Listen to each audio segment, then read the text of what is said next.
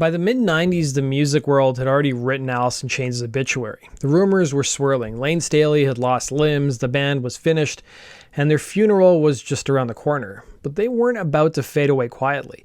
They were going to fight back with one of the heaviest, most defiant songs they ever wrote. This is the story of how Alice in Chains recorded the song Grind to silence the haters for good.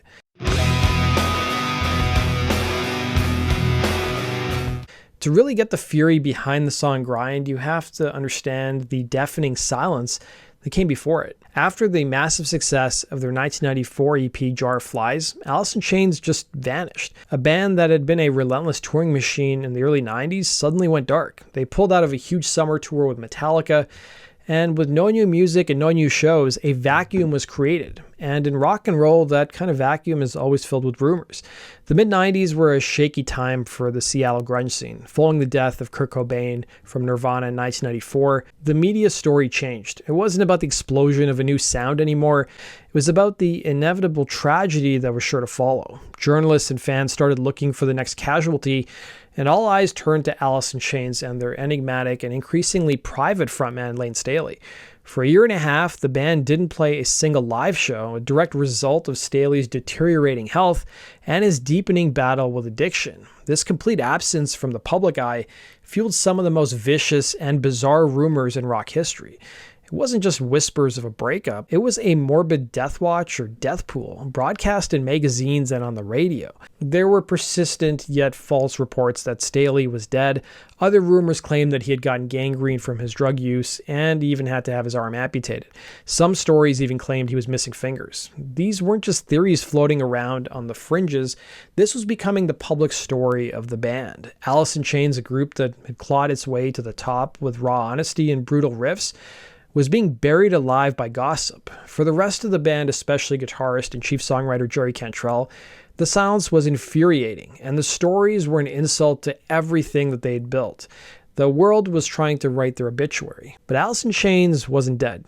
They were just pissed off. By the spring of 1995, something had to break. The band decided to get back together, but the vibe was completely different. The air was thick with tension and doubt. Staley's addiction had driven a wedge through the band, and the constant media speculation only made things worse. It was in this pressure cooker of frustration that guitarist Jerry Cantrell found his focus. While Staley was the voice of the band's pain, Cantrell was its musical architect and its anchor. Cantrell had been working on some solo stuff, and Layne had worked with Mad Season. But the constant chatter about the band, as well as their life's work, pissed them off so much that they decided to put that stuff on the back burner. They only knew one way to fight back, and that was to do what they did best, and that was make music. All that anger needed to go somewhere, and it found a home in a riff. Cantrell cooked up a sound that was slow, sludgy, and absolutely menacing. It was the musical equivalent of a clenched fist, the sound of teeth grinding in pure frustration. This wasn't just a riff, it was a mood, a weapon. He demoed the track at home, brought it to the band, and suddenly the path forward was crystal clear. The definitive story comes from Cantrell himself. In the liner notes of the Music Bank box set, he didn't mince words, perfectly capturing the raw nerve that the media had hit. He said that was pretty much at the height of the publicity about canceled tours, heroin, amputations, everything. Thus, it was another f*** you for saying something about my life song. Any single rumor you can imagine I've heard. I've been dead a few times, Layne's been dead countless times, and lost limbs. This quote gets to the very heart of the song Grind. It was a song born not from sadness, but from pure uncut rage. It was a choice to coming out swinging instead of hiding or sending out a press release. They'd let the music do the talking. And they decided that this song, the musical equivalent of a middle finger, would be the first thing that the world would hear from them. It was their reintroduction, a warning shot for anyone who dared to count them out. Grind isn't just an angry song, it's a musical retaliation. Every single piece of it, from the lyrics to the instruments, was built to confront the story being told about them, instantly signaling that they were done with the polished gloom of Jar of Flies, and they were returning to something that was way more sinister. It's the sound of holding on under incredible pressure. Then comes the vocals, and the opening lines are some of the most direct and confrontational in rock.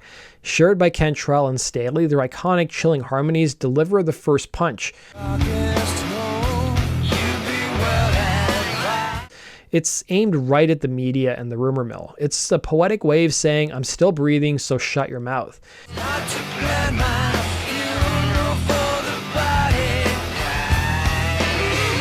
The message couldn't be clearer. You don't get to decide when we're finished. As the song plows forward, the attack gets wider.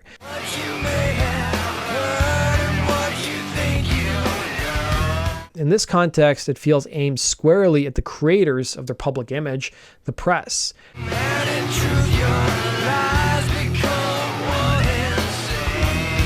The truth they'd been handed was a lie, a twisted version of their lives, and the band was here to aggressively take their own story back.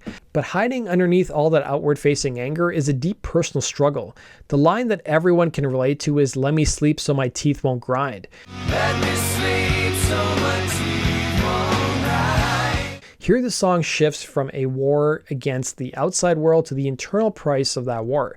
It's a vulnerable moment, an admission of the physical and mental exhaustion caused by all the stress.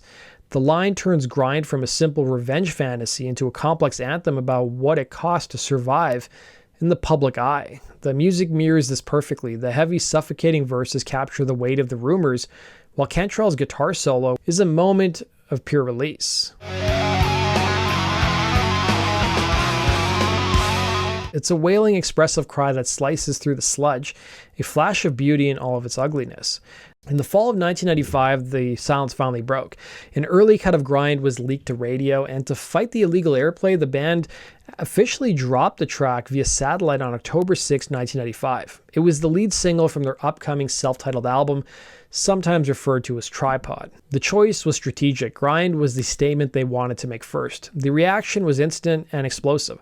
For fans who had been desperate for new music, Grind was a seismic shock. It was heavier, darker, and weirder than almost anything they'd done before. It was polarizing too. Some critics loved it, with Rolling Stone noting how it shimmers and shudders. Others, like all music, felt that the song's defiance sounded more like denial when heard alongside the album's other grim tracks, suggesting that the band were fighting rumors that were, at their core, actually true. But no matter what the critics said, the song was a hit. It climbed to number 7 on the Billboard Mainstream Rock Tracks chart, and it also earned the group a Grammy nomination for Best Hard Rock Performance. More importantly, it paved the way for the album's massive debut. Their self-titled album entered the Billboard 200 at number 1, a stunning victory for a band that everybody had declared dead, especially since they didn't even tour to support it. It proved that their bond with their audience was stronger than any rumor. Grind perfectly set the tone for the entire album. It was dark, challenging, and claustrophobic, but with a defiant beating heart at its center. It was the sound of a band shutting out from the world and making art from their own chaos. The album was, as Cantrell would later say, a beautiful record, but it's sad too. It's a sound of a band falling apart. Today, the legacy of Grind is twofold. It's a raw, angry snapshot of a band fighting for its life against a toxic media storm, but it's also grown beyond that moment. It's become the anthem of resilience for anyone who's ever felt judged, misunderstood, or written off too early. It's a powerful reminder that even when you're in your darkest hole, you have the right to fight back, to grind your teeth, and to prove everyone wrong. It was Alice in Chains' declaration of survival, a battle that they won even if the war was far from over. The song also took on a new meaning for the band when they reunited in 2005 with frontman William DuVall. Many people at the time felt that Alice should have never reunited and that they would never have success, but they proved the critics wrong. Grind was Alice in Chains' savage message to their critics, but they're not the only band to use a song to fight back against haters or the media. What are some other legendary songs that were written as a direct message to settle a score? Let me know your favorites in the comments section below, and that brings us to the end of today's video, guys. Thanks for watching, and we'll see you again in Rock and Roll True Stories 2.